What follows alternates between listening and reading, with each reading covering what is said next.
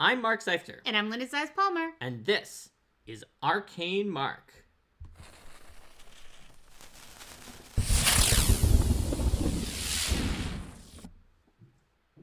Hello, everyone, Hi, and welcome to Arcane Mark.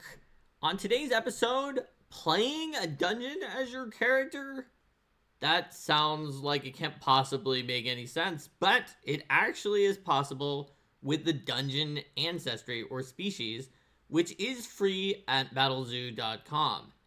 Now, even though I said it's possible, how can it make sense, like, in the lore of the game of Pathfinder or Dungeons and Dragons, and how can it mechanically make sense, like, from the perspective of, like, how does this work? You're not a dwarf, you're not an elf. You gotta be able to move. You're a dungeon. Like, a dungeon. That's where you usually go. You know, wield weapons and cast spells and all that kind of stuff. The dungeons in Dungeons and Dragons is not like the you, that is like the place. Mm-hmm. At least normally. So, the way that it works is that there is expansive lore that explains how you can be a dungeon. In the free version, it does not include certain, like, social groupings that were added in, like, the deluxe version that is part of Battlezoo Ancestry's classic creatures, but there's still plenty of lore to explain what is the deal with a sapient dungeon. So basically they are awakened dungeons. They all have some kind of a core that is alive that determines, like, while your core is not destroyed as a dungeon, you're alive. However, the dungeons also need to have an avatar so that they are capable of, like, doing things on your adventure. All the rules that you're used to working with about being able to take classes, being able to use items, being able to communicate with others, all that kind of stuff will work normally. That's right. So if your core dies, your avatar dies, and so does the dungeon. If the avatar dies, the core dies, and so does the dungeon. They're linked. There's a question that says, can a mimic be a dungeon? And the answer is yes, because your avatar appears as some other ancestry out there. So your avatar might look like a human. That's kind of one of the most simple ones that you might pick, but it could look like a mimic. And it won't necessarily have all the special abilities of that ancestry, but there are feats and options you can take to let you pull in some of the other options that are available to that ancestry. Generally you're like small or medium by default, and then you could pick. Are there limitations on what ancestry appearances you can pick for your avatar? Well, it generally is supposed to be one that's, like, found in the area where the dungeon is, but if the GM gives you access to some weird one, then it can be whatever one you have access to. Like, in a dungeon that's around a place where there's lots of humans and goblins, human or goblin might be a pretty stereotypical avatar. You might also try to think of a way to have the avatar of the dungeon kind of match in some way with, like, the composition of some of the creatures or the floor distribution of the dungeon that's within you. Or, like, the history of the dungeon, if it's an ancient dungeon that's been around for a long time, and then what the people may have looked like who created the dungeon in the first place. Absolutely. So, basically, when you're playing as a dungeon, your dungeon is an extra-dimensional dungeon. It's not like one that is just like, yeah, guys, this dungeon exists in the Lonely Mountain, and if we're not anywhere near the Lonely Mountain, we cannot go to the dungeon ever. It's extra-dimensional to allow you to basically bring it into the plot almost as, like, a side quest at any time. If you've played any kind of, like, computer or console RPG where there's sometimes, like, a random side dungeon that you can go into. It's like, well, we're not going to do the main plot of Persona 5, so we'll go into Mementos now for a while. Maybe you just go into a menu and you head that way. You're back at the base, or, you know, maybe you take some kind of fast travel there. But either way, you can quickly jump into it whenever you want to have a break from the normal action. So basically, you do a little ritual to enter your own extra-dimensional dungeon. And by default, a sapient dungeon character who's at first level, okay, that's one who is just awakened or for some other reason is not very powerful, right? You're the same power as a first level fighter, a first level wizard. Those dungeons don't actually have full control over all the regions and the territory within themselves. Their core only really maybe has control over, like, a throne room or, like, one small area in the dungeon. And so you're going to need to go in and clear the floors of the dungeon with your team. When you do, you might unlock special power-ups or abilities that the GM gives to both you as the dungeon player character and the rest of the party, just because, I mean, it wouldn't be very fair if you were unlocking power-ups for doing this dungeon and nobody else did. And the themes of the dungeon are very much going to be a part of who your character is. That's right. As well as its appearance, which we'll get into more in a little bit here. So your heritage or your subspecies for your dungeon is actually going to be like, what is the dungeon's like sort of appearance and makeup. So if your dungeon is a bunch of little islands like in Legend of Zelda Wind Waker, then you're an archipelago dungeon. If you're a big maze, then you're a labyrinth dungeon. If you are a Leviathan dungeon, which is one of the ones that was not in the free version, so you can't pick this with the free version, then your dungeon is actually like inside the belly of some gigantic, large, extra-dimensional creature. So this isn't entirely just, you know, the classic underground space with 5-foot wide hallways and connected rooms or suspiciously large sewers. Yeah, that's things more like of like the cavern dungeon. Yeah. Which is the underground space with the deep caverns. There's also the Mausoleum, which is another one that was added after the free version, which is like a crypt, which is full of like dead things. The classic tower with tons of floors that you go up the tower to try to reach the top. And then, of course, the tree dungeon where you're inside of a giant tree. Those are all like some pretty classic dungeon types, and you can be any of those dungeons when you're playing as a dungeon. Any sort of large, expansive location with many separated areas that you can go in and explore and fight monsters, and that can have traps and treasure and all types of things that adventurers love. That's right. So you are playing as one of these dungeon heritages, but if you have the full-on classic creatures, you're also picking a sort of a dungeon social grouping, which are generally called categories. And that sort of determines what's the deal. Like, how did you become a dungeon? Or, like, what is the way that your dungeon is set up? Like, well, what how did you become a dungeon would be like if you started as another type of creature and then became a dungeon versus, like, are you like an emergent consciousness? Right. Or... How did your dungeon wake up? Some of them were because of souls that were absorbed into the dungeon. So the different social groupings or categories, they're the enthusiast dungeons who just really like dungeons. And so they generally want to like beat other dungeons and be like, let me see if I can beat your dungeon. Now let's see if you can beat my dungeon. They're kind of like, they think of like dungeoning as almost like a sport. Yeah. And they really want to exceed at it. And there's a sense, too, of how dungeon adventurers interact with other dungeons, even if they're not known to be sapient dungeons. They're like, you know what? This dungeon might awaken one day, so we need to respect the dungeon. There's a sidebar set called, is it okay to pick up gold in the dungeon? To be like, is it okay to loot this other dungeon? Even though, like, it's not sapient now, but it could be sapient later. The answer is generally yes, because if the treasure was placed there, that it's meant to be found. And so, like, when you're... Just don't go bashing down the walls.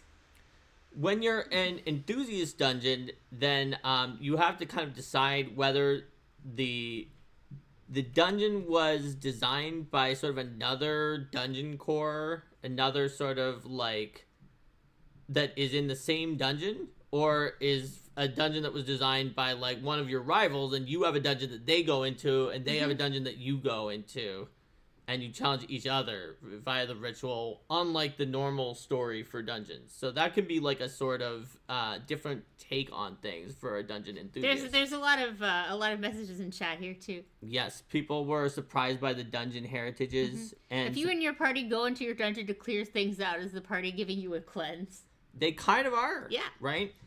And so fragment dungeons... And you as the player can decide what that means for your character in terms of physical and psychological health. Fragment dungeons are composed of shards of something else. So a classic one would be like for the Leviathan dungeon, it might be shards of consciousness of this giant Leviathan, for example. But it could also basically come from just about any other thing. And part of the mystery of the dungeon that's explored as you go along is, is the dungeon fragmenting off of? What is the story? What is the secret that you'll discover from picking that up? Because you'd probably, you may not necessarily remember or know in that case where your consciousness came from. You almost definitely don't. You know, there but might be it might some be hints connected or to the clues. mysteries that the GM has created for the campaign. Yes. And so it could be formed from a broken demiplane if that matters in the campaign. It could be the villain's dead brother. Could even be the villain's lost capacity for love.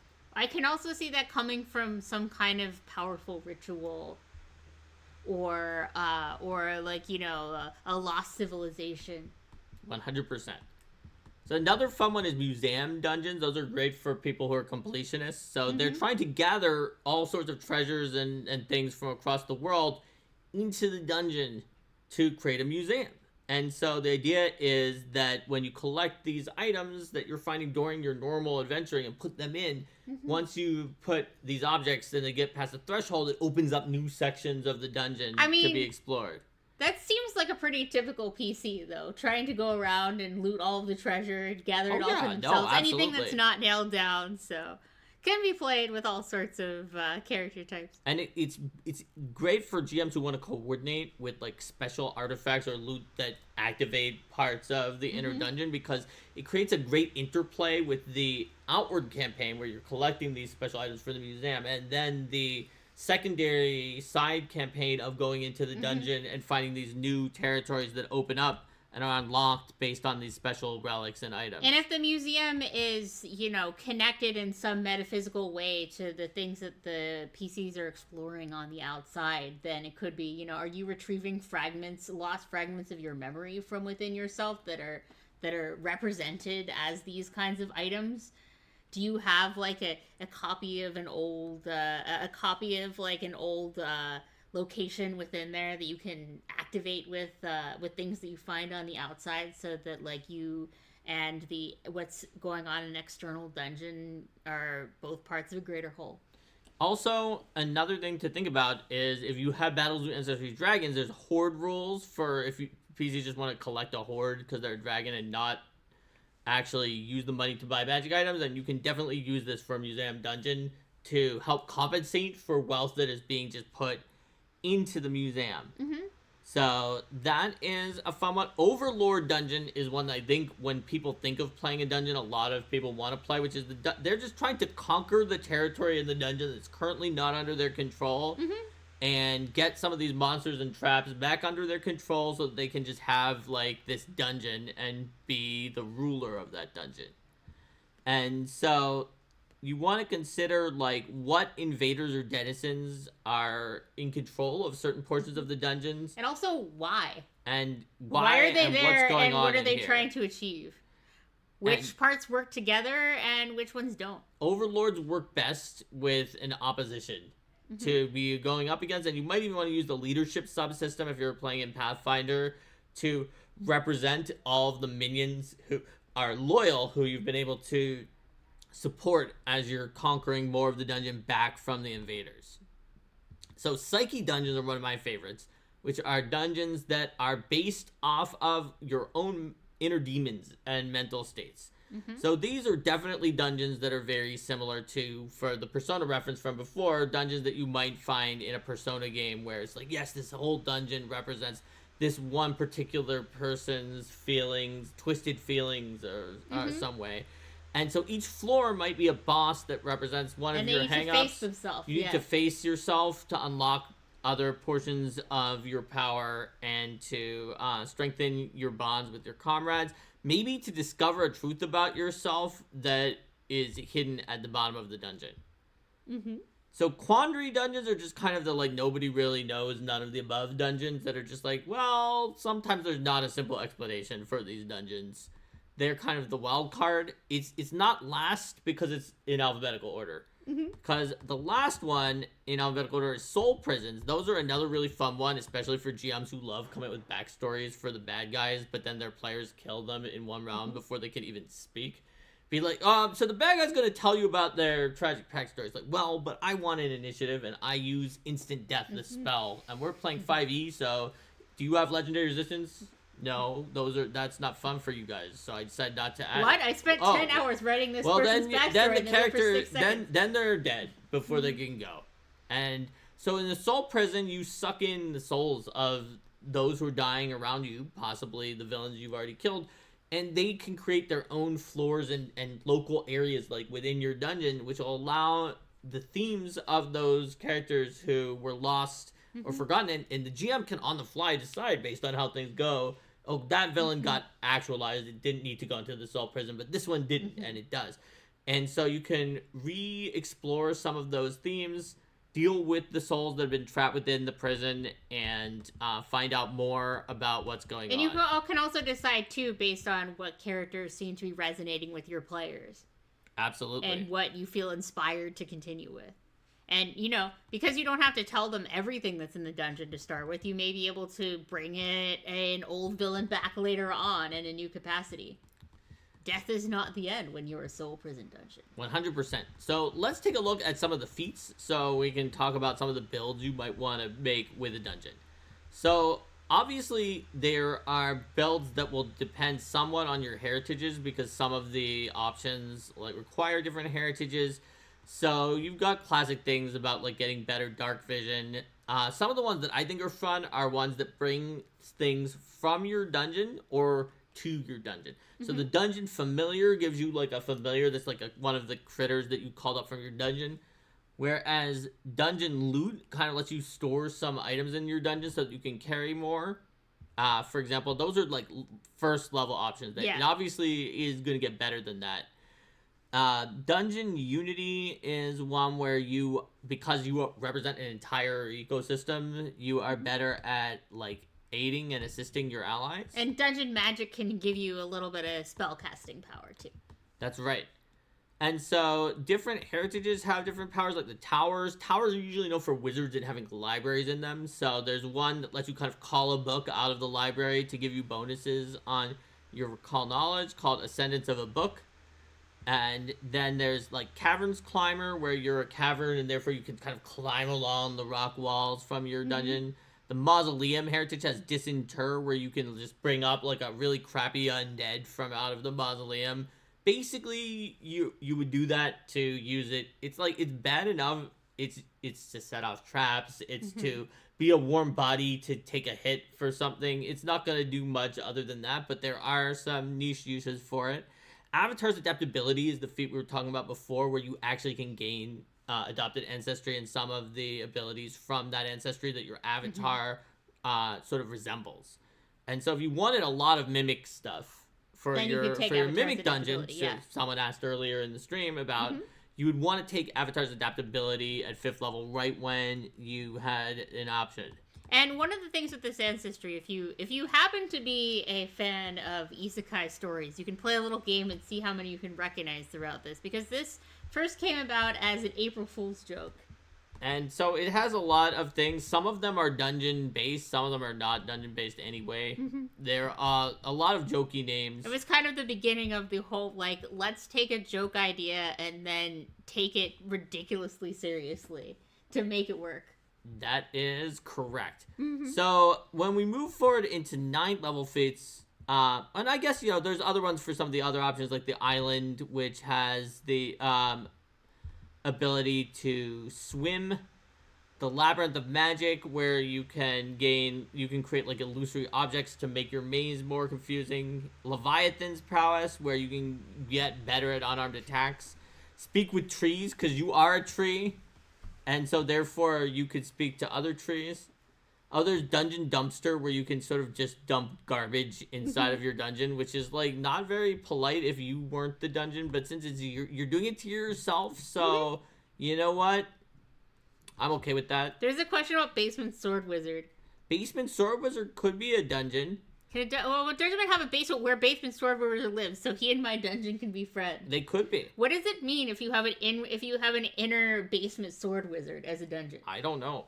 You might have dungeon duality, where you're two types of dungeons, so that you can have both a basement and have like a workshop for the sword wizard. It could be like a cavern, like in a cavern archipelago, or like a cavern tower where with lots of its basements going down. It's like an inverted tower. Because the dungeon duality feat lets you or actually like a mausoleum soul prison. It lets you be two types. That would be an interesting one, two types of dungeon at the same time. Whoa. Boop. We are on a kind of very rickety table. So anytime Linda like moves around her legs or I move around my legs, it may knock the table at any moment. We're good. All right. So nothing's gonna collapse. No, I don't know about that. At 9th level, we've got a lot more options to do some of those things where we're messing around with the dungeon. So we can call forth items from the dungeon to just like kind of pull out any item that we needed. It uses in Pathfinder like the prescient, planner, and consumables feats, except for that instead of being based on when you went back to town to buy the items, it is based on when you went into your dungeon. Yeah, because that's the last time you could have collected. That's when you were calling forth the items. Are there any limitations on how often you can go into your inner dungeon? It takes like an hour to do so, but not really. So you can just keep doing it if you want. Call forth room is going to bring forth an unoccupied room from out of the dungeon. Just like a safe one that didn't have monsters that were still there. One of the ones that's under your control. You had to clear it. It doesn't have anybody in it. And then your party can just use that room to rest. And then it goes back to the dungeon when you're done with it. Call forth traps lets you basically summon out traps from your dungeon. And it lets you basically, like, create traps at a ridiculous speed because you're pulling them out of your dungeon. Like, way impossible. Like, within, like, one turn in some cases. But you didn't have to build it in the first traps because it was from your dungeon. You've got Dungeon Dive, which is a feat that is going to allow you to basically move through terrain that is similar to your dungeon. Dungeon Dwemmers is a more powerful dungeon magic that Linda was talking about before. There's a Dungeon Beast Tamer where you're commanding the animals and creatures from your dungeon to gain the Beastmaster archetype. So there's a lot of things that pull stuff from your dungeon. Now, when you get to higher level, there's some that gets a little bit weirder, like dungeon armor, where since dungeons in a lot of these stories about dungeons, especially intelligent dungeons, or even just any lit RPG, the dungeon's walls are known to be like ridiculously invincible or almost impossible to destroy. It's part of like why don't we just dig through it with the shovel? And so with dungeon armor, you pull those like nearly invincible walls from out of the dungeon and basically clad yourself with it. Because it's like, well, if I'm the dungeon, why can't I use that nearly impossible to destroy dungeon wall myself? And it gives you massive resistance against physical damage that then degrades each time you get hit. Dungeon Vault is sending your treasure directly into a secure vault. Yes. It does take a minute to do so, but at that point, it's very safe. So you can't, just steal someone's... You can't just, disarm someone and grab their weapon off the ground and then be like, haha, you have no weapon. But this is an excellent way to secure whatever you're trying to carry around and keep it completely out of your opponent's hand. It has an unlimited duration. It can't contain creatures. And it is possible, though very unlikely, for one of the random monsters that are in the dungeon that you do not have control over to stumble onto the vault and basically make off with the treasure. That can happen. It's very, very unlikely to do so because it's usually a vault in a place that you mostly have control over. So your GM would probably either roll a low chance or just occasionally use that It would happen about as often as when you use the secret chest spell that sends your treasure chest to the ethereal plane, and then that spell also says sometimes creatures might find it on the ethereal plane. It's basically the equivalent of that, that kind of possibility. There's also Dungeon World, where you basically turn the world around you into a confusing dungeon, and this causes basically difficult terrain, but only for the creatures that you don't want to reach you, because you're just twisting the paths around them. And create a maze just however you want. It's actually based on their will save. So if they fail their will save, everything is difficult terrain for them, or greater on a critical failure. And if they succeed, that only lasts for a round, or it doesn't happen at all on a critical success. And for your allies, it's not, because you are basically just distorting reality to turn it into a dungeon that's leading them always in the wrong direction. Then there's more powerful dungeon magic, there's the Tree of Life feat that is only for trees. That's correct. Where you basically save someone from dying as a reaction. The Wall Master, where you call forth the notoriously sturdy walls from your dungeon body to subject your foes to the frustration of being lost or separated in a dungeon, forced to return to the entrance. Walls, you say? They're not suspiciously hand-shaped? They're not hands. It's the Wall of Stone spell. It's the effect of a Wall of Stone. What could be as frustrating as having to restart the dungeon? Wall of Stone. Trust me. Trust me on this. That's one of the most frustrating spells in Pathfinder 2nd Edition. Then, at 17th level, you get some stuff that's even wilder. So, there's Form of the Leviathan that lets you basically just transform into this a smaller version of the gigantic creature that your dungeon is inside. Because you are a Leviathan dungeon at that point. Absolutely. There's Into the Dungeon, which is basically going to send them into your dungeon, and they have to wander around in there until they escape. It's a very brief. It's not like the 1 hour ritual where you're actually trying to challenge the dungeon. It's a 2-action on your enemy. It sends them into like a unoccupied, like separated portion of the dungeon that doesn't really have monsters in it, but it is also very confusing, and they have to try to get out of it. Then they will in like a number of rounds, or if you stop concentrating on sending them in there. But in the meantime, you can fight the rest of your opponents. One of my favorite feats that's in there, Overlord, it is uncommon because it can be a little bit of adjudication for the GM. Some GMs might not want it. Is where you fully clear at least one floor of your personal dungeon. Now that you've conquered it, you are in control over it. You can have like your little creatures that you control, like they wait on you when your party goes in there. You can just rest. They'll bring you refreshments. So I saw a mention before about like the person who can project the room out of the dungeon being someone who people want around. They definitely would want this around here. You could like build a resort on that floor of the dungeon, and it's whatever you want it to be. A staff of monsters attends to your guests within the stronghold, works to farm or otherwise collect food on the dungeon floor, and cooks meals for the guests, able to feed delicious and filling meals to up to 150 people a day. And then the Unwanted Undead Tempest basically summons a Tempest of Shades, which is an incarnate spell out of all the souls of the dead from the dungeon. It's particularly good for a soul prison, but you don't have to be one to do so. And it is a powerful attack that could be useful for anybody, especially if you want something that can directly deal some debuffs and negative effects to your enemies other than sending one of them inside of your dungeon. Then that's the one that you probably want. Yeah. So the dungeon, more so than any other Ancestry that I can think of, really invites the player and the GM to work together and think about the way your characters... I mean, a dungeon's backstory is going to be a lot more involved for the rest of the party than pretty much anyone else's backstory. It's like, oh, your backstory is literally an adventure location. That's right. And so this is one that's rare for a reason, guys. And the reason is the GM needs to be on board. If the GM does not want to come up with this extra dungeon, is not excited and happy about the idea of, whoa, that's a cool way to just do some interesting side quests or have a change of pace in our campaign. We talked a few weeks ago about what if your group have people who want drastically different things and they're your friends, you don't want to split it into two groups.